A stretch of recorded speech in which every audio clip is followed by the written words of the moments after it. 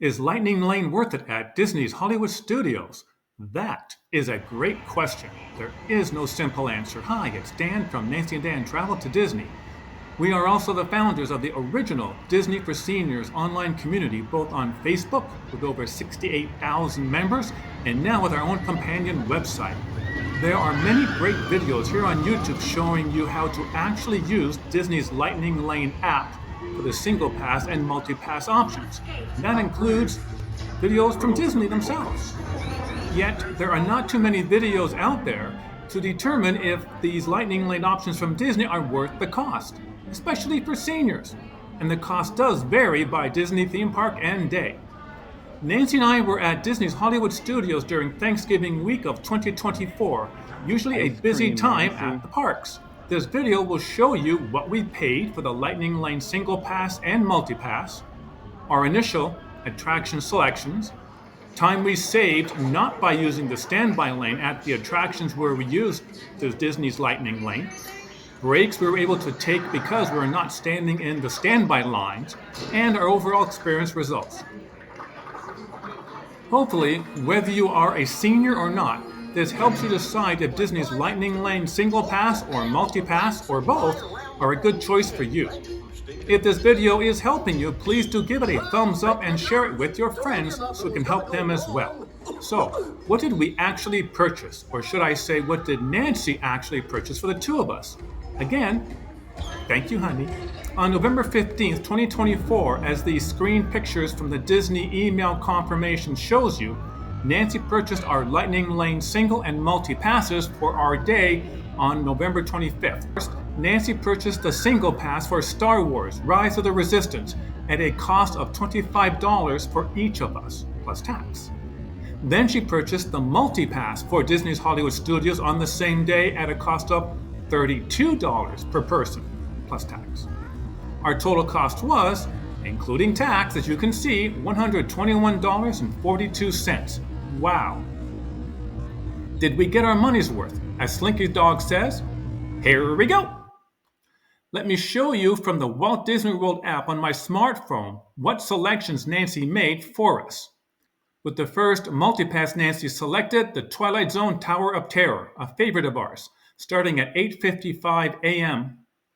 Next, there's the single pass selection, Star Wars Rise of the Resistance, starting at 9:10 a.m., just 15 minutes after our first multi-pass selection started.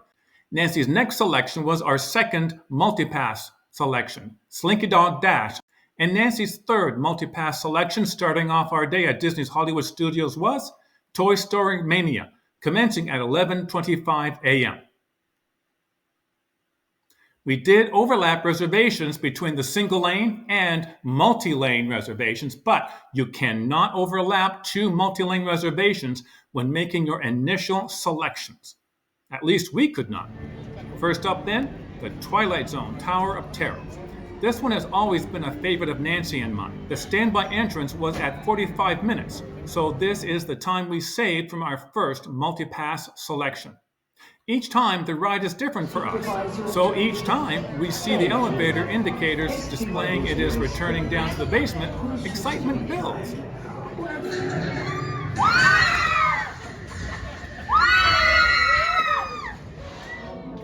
A warm welcome back to those of you who We made it. Yay! A friendly word of warning. There wasn't time to make our fourth multi-pass reservation of the day once we checked in for this attraction, so we did that afterwards. We'll let you know what we selected.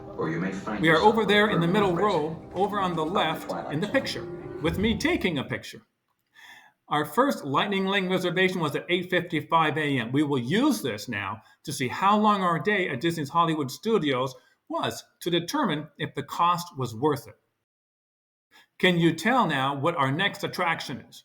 Yes, of course, it is the Lightning Lane single pass reservation for Star Wars Rise of the Resistance.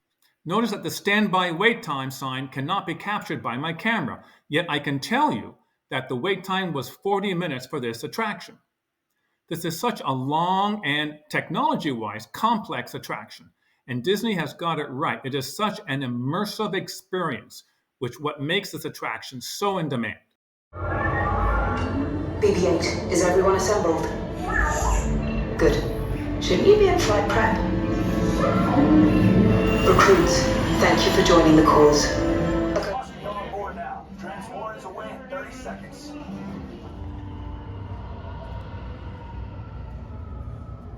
Have escaped. How brave, but ultimately hopeless. There's nowhere. Next up, after 2 thrilling attractions, it was time for a coffee break. And we had the time since our next multipass attraction was not for more than half an hour. Nancy and I are both seniors, as mentioned before. Most seniors do not like going from one attraction to the next. We tend to like more of a relaxing experience without having to worry about the next attraction. So this was great for us. Any idea what the second multipass attraction was for Nancy and I? Do you remember? That's correct. Slinky Dog Dash, yet another favorite of ours. It's like getting 2 fairly tame roller coaster rides in one. Just look at that standby wait time. 90 minutes. Wow.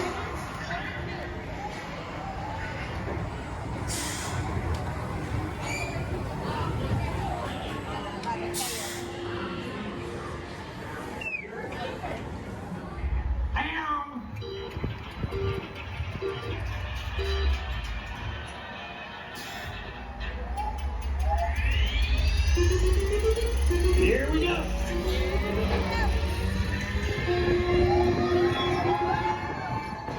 You got a friend in me. You got a friend in me. Now, since again we had about 40 minutes until our next and third Lightning Lane multipass reservation once our Slinky Dog Dash attraction was finished, and we didn't want to try and jam a new reservation in there, we just relaxed outside in the Toy Story Land area watching this very cute drum performance by the Plastic Green Army. It lasted about 20 minutes or so. We left before the very end because our reservation for the third multipass, Toy Story Mania, was about to start. Yet, when we arrived, something was amiss. It was temporarily shut down. When this happens, your Walt Disney World app will automatically show you one of these, called a Lightning Lane Multi-Experiences Pass, even though that name is not shown here. You can see what we had already chosen, the Frozen Sing-Along, as our fourth multipass selection once we finished at the Twilight Zone Tower of Terror. This is what you will see on the app once you click on the selected experiences. It shows you which attractions at Disney's Hollywood Studios you can make a multipass selection for, or just show up and walk right on according to 2 cast members we asked, as well as those attractions that you cannot use the selected experience pass. So we had our third break of the day now, about 14 minutes this time, waiting for our multipass reservation for the first time in forever, a Frozen Sing-Along celebration attraction. Geez, I almost started singing it there. Side note, that is the longest name for an attraction ever. During our break, we consumed a couple of adult beverages. It was just before noon and we were on vacation. So we enjoyed that break. This multipass did not save us any time. This attraction was just a walk-on. Seniors do not miss this show. Do not be misled because there's no long line. It is very endearing and enchanting. You will like it. Many of the jokes and the one-liners are meant for adults. They go right over the heads of children. And yes, they did let it snow. Next up, lunchtime. I was so hungry I forgot to take any pictures for you except the dessert, which, yes, was very yummy, my apple crumble. Onward to our next attraction, Star Wars: The Adventures Continue. We saved 35 minutes there.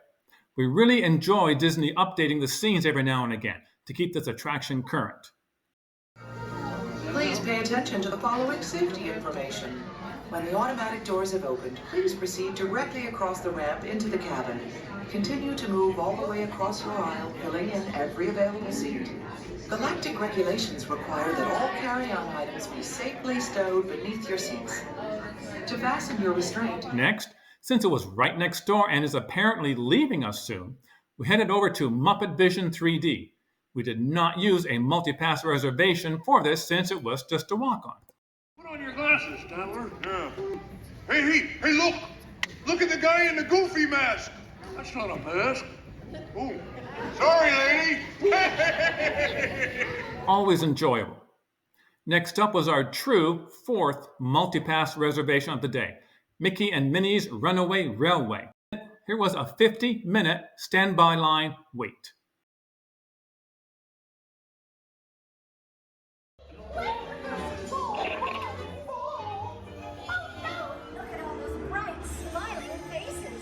After this, it was around 3:30 in the afternoon. Nancy and I were both tired, and we had dinner reservations later at Beaches and Cream. So we decided to not use that Lightning Lane multiple experiences pass, which we received because Slinky Dog was down. If we did, our time savings would have been even more.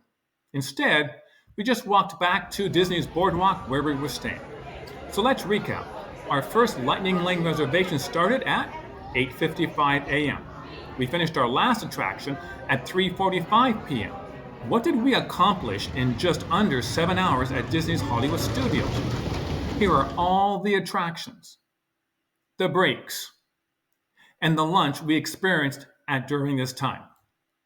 That is quite a lot for over 7 hours. How much time did we save? And remember, we could have, but chose not to because we were tired, gone back to Slinky Dog Dash and walked on because it was back up and operating in the afternoon.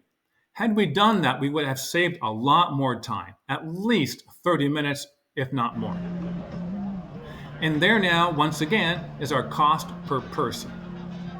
For that much money, we were able to experience 7 attractions in total, 3 breaks of between 30 and 4 minutes each to relax, and a very nice lunch at 50's Primetime Cafe, as we experienced using the Lightning Lane Single Pass and Multipass at Disney's Animal Kingdom. It does need some planning before your day in the park to make those reservations in advance, and some flexibility during your day in the park because your plans can change. Now it's your turn. What do you think? Was the money we spent worth it? Would you spend that much money? Let us know in the comments below. And here's a link to our Lightning Lane experience at Disney's Animal Kingdom theme park so you can compare, as well as another Disney travel video for older adults and seniors. Please like and subscribe. Thanks for watching. We'll see you next time.